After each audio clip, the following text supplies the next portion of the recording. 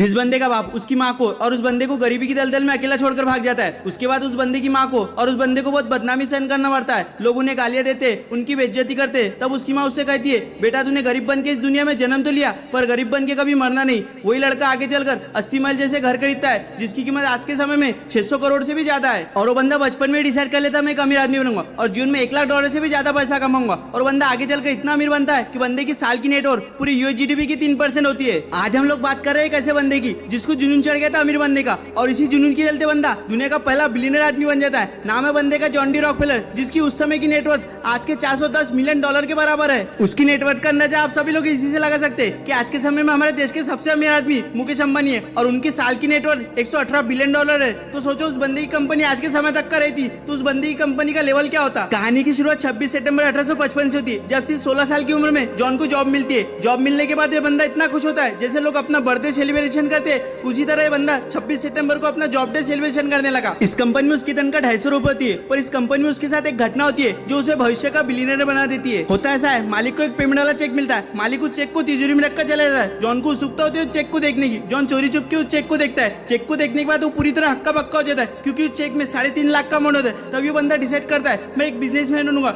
और ये बिजनेस है जो मुझे मेरी बुलंदियों तक का पहुंचाएगा। अब ये बंदा लोन लेकर कुछ पैसे खुद के पास से डालकर और एक पार्टनर के साथ क्लार्क एंड रॉकफेलर नाम की एक ट्रेडिंग कंपनी शुरू करते हैं जहाँ पर ये चीजों को खरीदते और बेचते, उससे उन्हें कमीशन मिला करता था। 1861 की सिविल वॉर में कमीशन रेट हाई होने की वजह से उन्हें 4.5 करोड़ रुपए का प्रॉफिट होता है। देश का कानून था, वॉर में हर किसी को लड़ने जाना ही पड़ता था। उस वक्त ये बंदा सोचता है अगर मैं जंग लड़ने गया तो मेरे अमीर बनने के सपने का क्या होगा। तब ये बंदा सरकार को बहुत सारे पैसे देता है और कहता है मेरी जगह पर किसी और को लेके जाओ। इस सब में जॉन की मुलाकात सैमुअल नाम के बंदे के साथ होती है जिसकी ऑयल की फैक्ट्री थी। उस फैक्ट्री में जॉन ने अपने कुछ पैसे इन्वेस्ट करता और यहाँ पर उसे कुछ राज मिलते जिस वजह से वो भविष्य का बिलियनर बनने वाला था। सैमुअल्स की फैक्ट्री में ऑयल बनता था जो वेल्स को मारने के बाद वेल्स के फैट से मिला करता था। उस समय में अमेरिका में तेल के कुएं में रहते और इन्हीं कुएं से तेल निकालकर जॉन को कुछ ही दिनों में बहुत सारा प्रॉफिट होता है। जॉन तब डिसाइड कर लेता है अब मैं पूरी तरह से इस बिजनेस को करूंगा। पर बिजनेस में पहले से बहुत सारा कॉम्पिटिशन था। जॉन को समझ आ गया था अगर मुझे इस इंडस्ट्री में टिका रहना है तो मुझे मेरा सारा कॉम्पिटिशन खत्म करना होगा। इसलिए बंदा हेनरी नाम का एक निर्दयी पार्टनर ढूंढता है जो अपने बिजनेस को आगे बढ़ाने के लिए कोई भी हद तक का जाने को तैयार हो जाता, जिसने दुश्मनों को बर्बाद करना जॉन को भी सिखा दिया। दोनों मिलकर कई सारी कंपनियां बंद करवाते, बहुत सारे लोग इनकी वजह से बैंकक्रप्ट हो जाते, यहाँ तक कि कई सारे लोग बैंकक्रप्ट और बिजनेस खत्म हो जाने की वजह से अपनी जान भी देते थे। इतने में भी इनका मन नहीं भरता,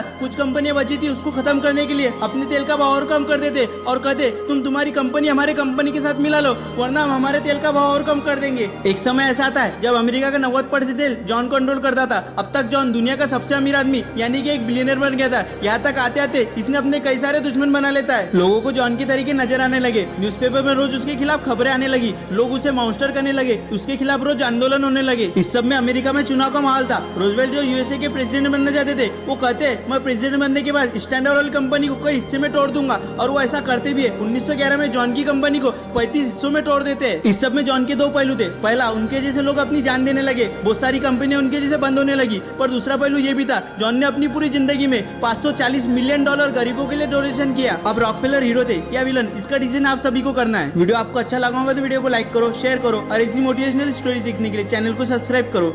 जय हिंद।